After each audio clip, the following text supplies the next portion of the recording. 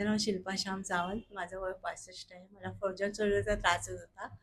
माझ्या मुलांनी गुगलवर ओम आयुरालय हे शोधून काढलं, हेतल मॅमचं, डॉक्टर हेतल मॅम. तर मी तिथे गेले. मला फ्रोजन शोल्डरसाठी हात वर सुद्धा करता येत नव्हता. आता पूर्ण मला हात वरती करता येते. त्याची ट्रीटमेंट केली मी. मला कप कप हे लावले आणि फिजिओथेरपिस्ट साठी त्यांनी हे केलं. आणखीन मसाज मसाज केला आणि पोटली मसाज पण केला. त्याच्यामुळे मला पूर्ण आता बरं झालंय. पण आता 2 वर्षापासून मला परत गुडघेदुखीचा त्रास व्हायला लागला. तर मी परत हेतल मॅमकडे आलेली.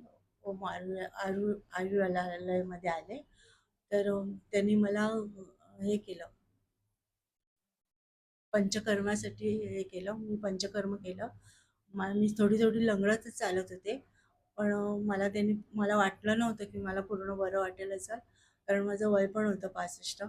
त्यामुळे त्यांनी मला काय नाही धीर दिला आणि मला सांगितलं काय होईल बरं, काय काळजी करू नका. आणि त्यांनी मला फिजिओथेरपिस्टसाठी व्यायाम दिले आणि त्यांच्या आशा मॅम आहेत, त्यांनी मला मसाज केला, त्या पण खूप चांगल्या आहेत. आणखीन बस्ती पण दिली.